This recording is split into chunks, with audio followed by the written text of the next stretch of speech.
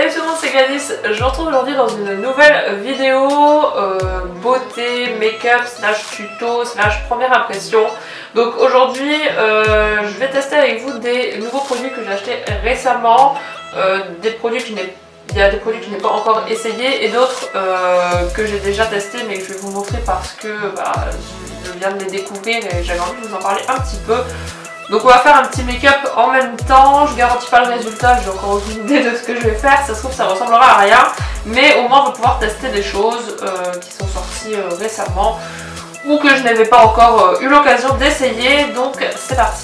Dans un premier temps je vais utiliser la crème de chez Clinique Pep Start, donc c'est un hydratant perfecteur instantané, c'est les dernières nouveautés il me semble de chez Clinique, donc celle-là je l'avais achetée en petit kit. Je la trouve vraiment pas mal, j'aime beaucoup la texture, donc après bon ça reste une crème hydratante, hein, donc voilà, rien de fou pour le moment, ça fait à peine une semaine que je l'utilise. Donc bien évidemment, peu importe son type de peau, moi je sais que j'ai une peau mixte grasse, qui regrasse quand même assez vite. On n'oublie pas d'hydrater, c'est hyper important, hein. C'est pas parce qu'on a la peau grasse qu'il faut zapper cette étape, certainement pas. Donc voilà, c'est une texture un peu gel, je dirais. Je trouve qu'elle pénètre bien dans la peau. Pour le moment, c'est pas mal, après à voir sur le long terme. Ensuite, une fois que ça c'est fait, je vais pas mettre de primer aujourd'hui parce que j'en ai quasiment jamais à part quand je sors ou que j'en ferai, etc. Mais je vais tester, je vais vous montrer le dernier fond de teint de chez Urban Decay qui est le All Nighter. C'est un fond de teint un petit peu dans le même style que Naked Skin. Voilà, on est sur le même packaging quasiment. Sauf que celui-ci est beaucoup plus couvrant. C'est un petit peu similaire, je dirais, au Marc Jacobs. Donc si vous voulez un fond de teint qui fasse vraiment un effet coupé, je vous conseillerais de vous tourner peut-être vers celui-ci. Il faut peu de matière pour faire tout le visage. Maintenant je trouve que c'est quand même un genre de fond de teint qui a tendance à migrer au fil de la journée. Donc moi comme j'ai la peau qui regraisse quand même assez vite, c'est vrai qu'au niveau du nez, du menton, du front, ça a tendance un petit peu à se voir. Donc bon, je suis convaincue moyennement. C'est vrai qu'il fait un effet très beau une fois appliqué, mais au fil de la journée parfois ça peut ne pas être très top. Donc si vous avez des zones de sécheresse, franchement c'est mort parce que ça va vraiment se voir je pense. Mais voilà, donc si vous avez testé ce fond de teint, n'hésitez pas à me dire ce que vous en pensez. Et avec, je vais l'appliquer avec le Beauty Blender, le nouveau, c'est pas Beauty Blender mais c'est tout comme la nouvelle éponge en forme de sapin de chez Nocibé que j'ai reçu il y a pas longtemps. Donc j'étais assez intriguée, bon déjà je le trouve super mignon mais je suis quand même assez intriguée par ce truc. Est-ce que vraiment ça va bien étaler? Je ne sais pas. Donc il y avait des petites instructions avec, mais j'ai jeté la petite feuille. En gros cette partie là je crois que c'est pour... ça m'arrive de se voir derrière. Cette partie là c'est pour le visage. Le haut du sapin c'est plus pour tout ce qui est anti-cerne. Et le tronc c'est pour mettre l'enlumineur. Donc voilà, c'était assez spécial. On va tester ça tout de suite. Je pense que c'est plus joli et gadget qu'autre chose, mais bon. Je vais essayer, donc je vais mettre un petit peu de mon fond de teint. Donc franchement il en faut pas énormément pour faire tout le visage. En général je préfère l'appliquer quand même avec un pinceau comme ceci.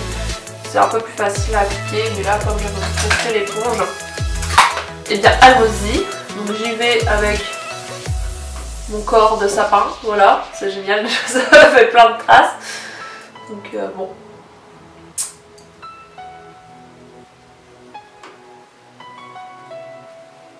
Ouais, c'est vraiment pas le genre de fond de teint vraiment à appliquer avec une Beauty Blender, quoique avec la vraie ça passe, mais c'est quand même mieux au pinceau. C'est pas terrible, honnêtement c'est pas terrible du tout. Alors je sais pas si ça vient du fond de teint parce que comme je vous dis avec la Beauty Blender normale j'arrive quand même à l'appliquer quoi. Mais là... Parce qu'en fait c'est pas... Le fait que ce soit strié comme ça, que ça forme un sapin en fait c'est pas ce qu'il y a de mieux je trouve pour appliquer le fond de teint et j'ai l'impression qu'on en utilise du coup quoi. Ou alors faudrait lisser comme ça, mais bon du coup ça perd un petit peu tout le charme de l'effet on tamponne de l'éponge quoi. Bon, pour ce qui est de l'application du fond de teint, avec ça, le corps du sapin c'est pas peut-être mieux honnêtement. Je vais essayer avec l'anti-cerne, donc là je pense que déjà ce sera plus facile vu que bon, la pointe s'y prête quand même bien, le fait que ce soit bien pointu, on peut aller dans tous les petits coins, donc je pense que ça va être pas mal. Et du coup je vais utiliser l'anti-cerne haute couvrance de chez Sephora, qui apparemment est similaire au Naked Skin de chez Urban Decay. Donc on va essayer. Celui-là je ne l'ai pas encore testé contrairement au fond de teint. Donc je vais déjà commencer par ça.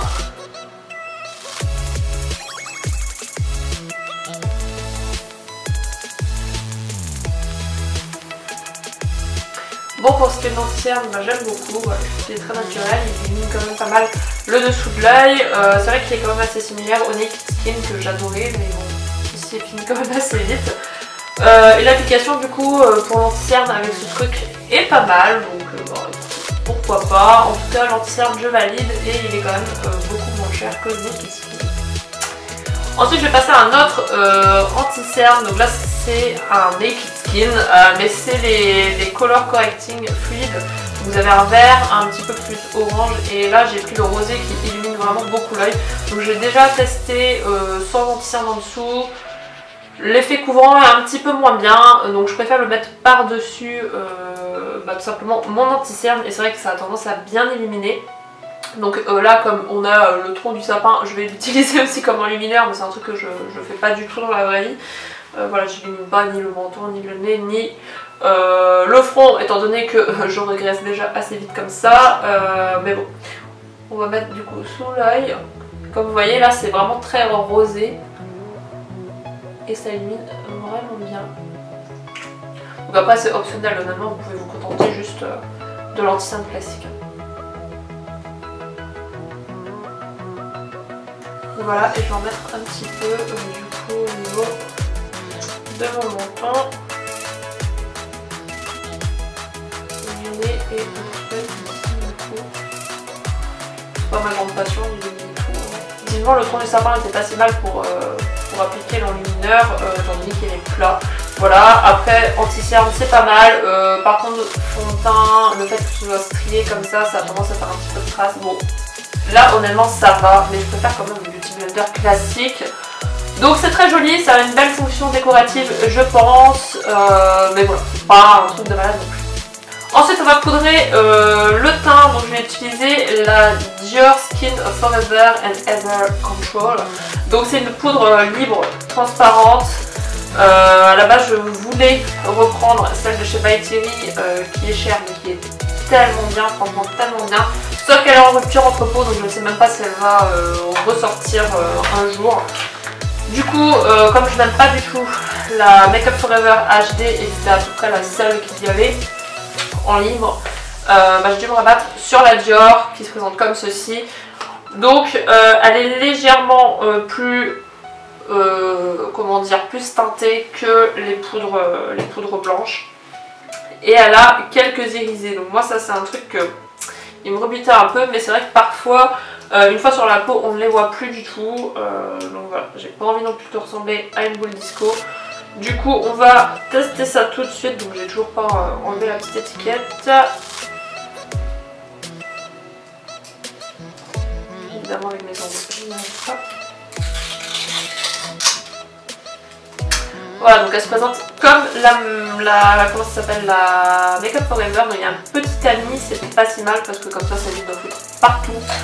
Du coup je vais prendre un gros pinceau et on va poudrer. Donc je commence par mon dessous de l'œil, très important de poudrer le dessous de l'œil quand vous mettez de l'anti-cerne, sinon c'est sûr que ça va bouger. Donc déjà je trouve qu'elle illumine beaucoup le visage. Elle est vraiment jolie. J'ai l'impression que mon teint n'est pas uniforme à cause du Beauty Blender.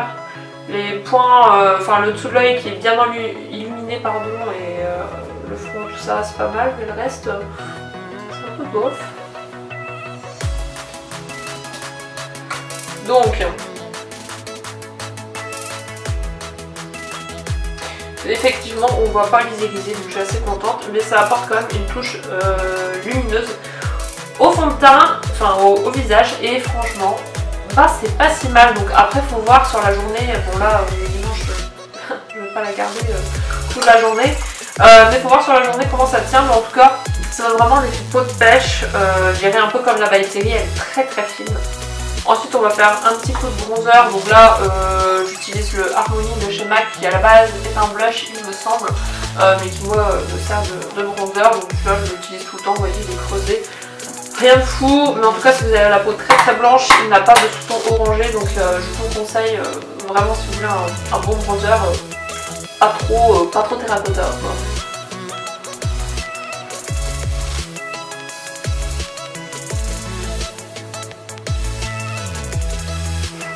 Et toujours une estompe avec un kabuki, histoire de pas avoir trop de démarcation.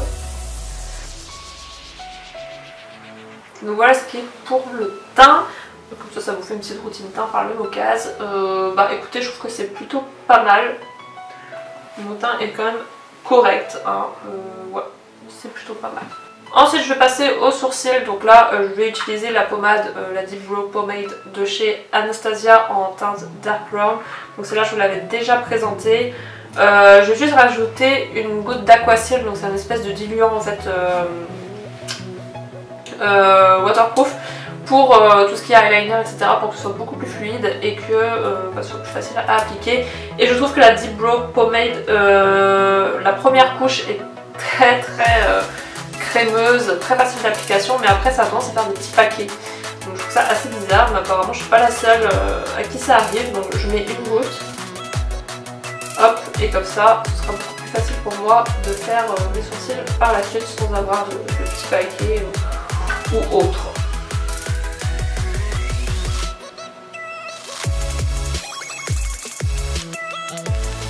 Ensuite je vais fixer mes sourcils du coup avec le petit gel à sourcils qui va avec.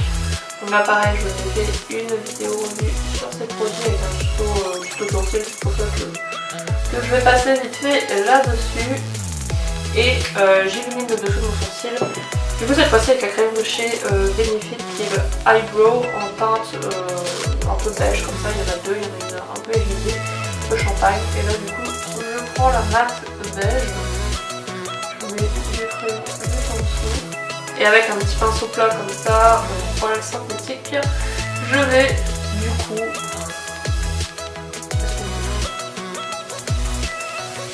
ensuite on va passer au maquillage des yeux. Donc dans un premier temps je vais mettre une base à paupières qui est la Shadow Insurance de chez Too Faced. C'est un petit échantillon que j'ai depuis un moment et j'y suis revenue un petit peu, voilà. C'est vrai qu'en général j'utilise plutôt le Paint Pot de chez MAC. Mais là je décide de mettre celle-ci qui est très bien aussi. Ensuite pour unifier ma paupière et faciliter l'application des fards par la suite, je vais mettre tout simplement un fard blanc ou beige. Donc là c'est une petite palette la Totally Cute de chez Too Faced. Voilà, vous pouvez prendre le fard beige qui est ici. Prenez n'importe quel fard beige ou blanc, hein. De toute façon ça fonctionne aussi. Et pour les fards à paupières, je vais utiliser la nouvelle palette de chez Too Faced qui est la Spectrum, la Full Spectrum. Donc se présente comme ceci, elle est super belle. C'est des couleurs qu'on n'a pas forcément l'habitude de voir partout ailleurs. Donc voilà à quoi elle ressemble. Voilà, elle est vraiment canon. Je l'ai encore jamais utilisée. Vous voyez, on a même le plastique ici. Donc on va tester ça tout de suite. Je sais pas du tout ce que je vais faire. Je pense que je vais faire un truc un peu dans le ton bleu vert. Ah, il y avait un fard blanc ici aussi, j'avais pas vu. Bon bah écoutez, c'est parti. Qu'est-ce qu'on va faire? Je vais prendre la Gold Mine qui est ici. Je vais l'appliquer sur toute ma paupière, je pense. Ok, donc déjà celui-là c'est un peu caca. Ça fait des chutes de ouf, je vais essayer de l'appliquer au doigt. Ouais, au doigt c'est quand même mieux, mais bon, l'idéal c'est quand même de pouvoir les appliquer au pinceau. D'accord. Là ça commence mal, hein, moi je me dis. Bon, c'est appliqué très grossièrement, c'est pas grave. Du coup maintenant on va prendre une autre couleur qui va être... j'ai envie de tester celle-ci, voilà. Donc c'est la Country. Qui est plus c'est pas plus mal. Donc, du coup je vais l'appliquer en coin. Donc j'estompe, enfin, ça c'est la clé du make-up. C'est l'estompage, on est bien d'accord, on n'arrête pas de vous le rabâcher, mais en même temps c'est vrai. Donc voilà, et dessous, qu'est-ce que je vais mettre? Je vais essayer de mettre le Midnight Blaze ici, qui est une espèce de kaki avec des paillettes dorées. Je le trouve vraiment très joli, il m'intrigue pas mal.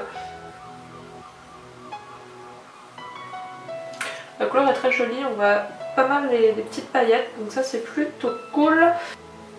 Et du coup en coin interne, pour illuminer, qu'est-ce que je vais mettre? La couleur Iced, voilà, qui a un gris métallisé ici. Bon, peut-être pas forcément des couleurs qui vont très bien ensemble, mais comme ça on aura au moins testé. Donc voilà pour les yeux, je vais rajouter un petit coup de blanc quand même, donc ça s'appelle Bump.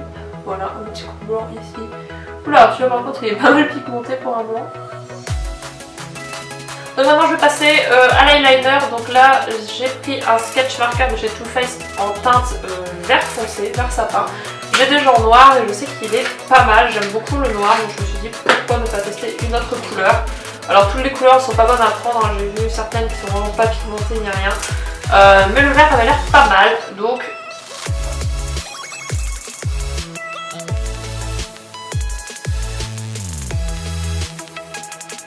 Bon, pour ce qui est du liner, il est franchement pas mal, j'adore la couleur, ça change carrément de d'habitude de ce que je peux mettre. Il est quand même pas mal pigmenté, donc je trouve que c'est une couleur qui est relativement pas partout également. Donc je valide, voilà, et puis ça va bien avec ce que j'ai fait avant, à savoir un petit peu de vert, un petit peu de doré. Donc pour cette couleur, hein, qui est, je sais pas ce que c'est, mais bon bref, c'est le vert foncé, hein, il n'y en a pas 100 000, et bien je valide. Ensuite je vais passer un petit coup de crayon noir, donc là rien de spécial. Hein. Et ensuite on va passer au cils, donc là je vais utiliser le Better Than False Lashes Extreme, nouvelle formule. Donc en gros vous avez un mascara noir et un mascara avec des fibres, et c'est censé vous faire des cils de dingue quoi. Donc ça fait un petit moment qu'il est sorti, même si là ils disent que c'est le nouveau. Donc on va tester ça tout de suite. Donc ça se présente comme ceci, donc vous avez du coup le mascara classique et les fibres. Donc normalement faut mettre une couche de mascara, une couche de fibres et une couche de mascara. J'ai très hâte de tester ce truc, je vais même pas les recourber avant parce que bah, déjà j'ai la flemme et parce que j'ai envie de voir ce que ça donne sans recourber. Donc c'est parti, le mascara c'est un mascara classique avec une brosse en poil, voilà. Rien de fou, je pense pas qu'il ait un effet très allongeant ou quoi de base à mon avis, puisque tout va se jouer dans les fibres. Donc maintenant je vais passer aux fibres, ce petit truc là, et qui ressemble à ça. Donc voilà, c'est des fibres, ça ressemble pas du coton. Je vais mettre une couche de fibres, je sais pas si je suis allée assez vite, j'ai l'impression que le mascara est déjà séché. Bon, et je vais remettre une couche de mascara du coup.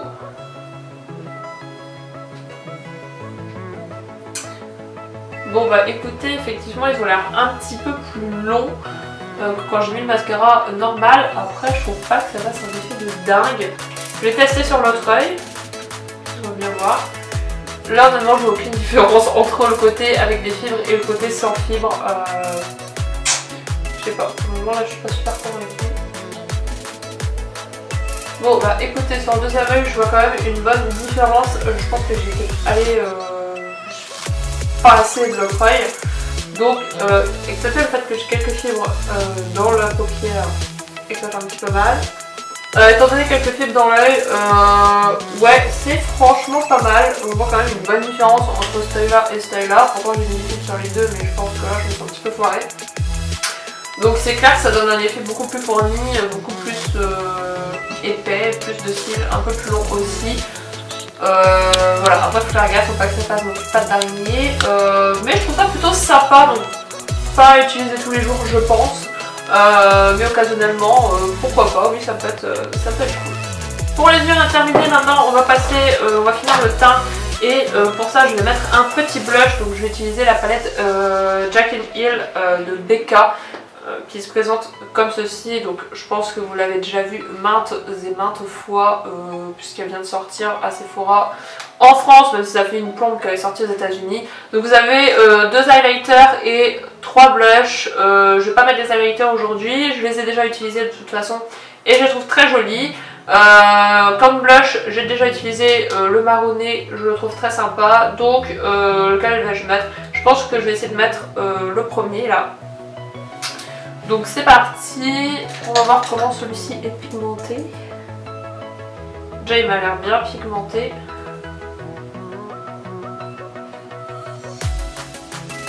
Voilà, il est vraiment bien pigmenté. Comme vous voyez, j'ai juste posé mon pinceau dessus. Donc franchement c'est pas mal, c'est une palette qui coûte assez cher, elle coûte dans les 50 € je crois, 54 €. Mais elle est très très jolie, donc voilà, si vous êtes fan d'highlighter pardon, et de blush etc, vous pouvez y aller, je pense que ce serait un bon investissement. Et pour ce qui est de l'highlighter, du coup, on va partir sur un petit Jeffree Star. Donc celui-ci, je vous avoue que ça fait quelques semaines que je l'ai reçu et je n'attends qu'une chose, c'est de pouvoir le tester. Donc c'est le Skin Frost en teinte Mint Condition qui se présente comme ceci. Donc c'est un highlighter vert d'eau, clairement vert d'eau. J'ai hâte de voir ce que ça fait puisque ils ont l'air quand même pas mal pigmentés. Je l'ai swatché déjà sur ma main et c'est vrai que ça peut être un petit peu spécial. Donc je vais utiliser mon pinceau highlighter. Je pense qu'avec un pinceau éventail ça serait plus diffus. Je n'en ai pas, mais du coup on va partir là-dessus. Je vais prendre, alors vas-y, il est vraiment trop. Et il est très très grand, hein. Ça c'est un très très grand highlighter, ça là-dessus il n'y a pas de souci. Donc je vais prélever de la matière avec mon pinceau. Le clou du spectacle, c'est parti. Dis-moi qu'on voit. Ah oui. Ouais. Ah ouais.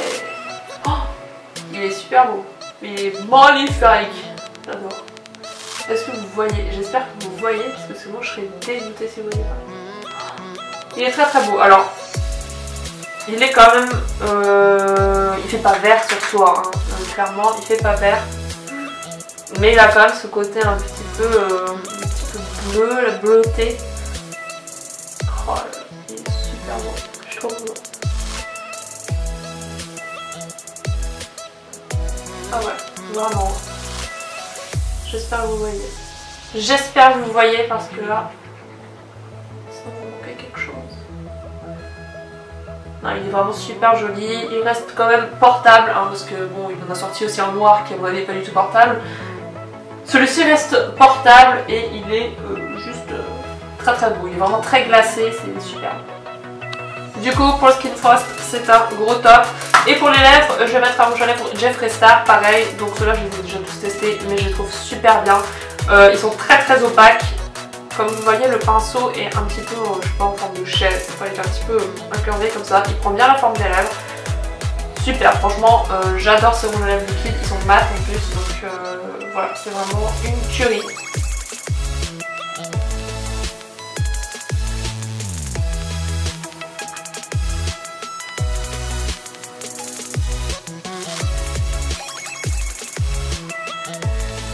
Voilà tout le monde, cette vidéo est maintenant terminée, j'espère qu'elle vous aura plu. Donc j'essaie de vous présenter un maximum de produits qui sont récents plus ou moins, ou voilà.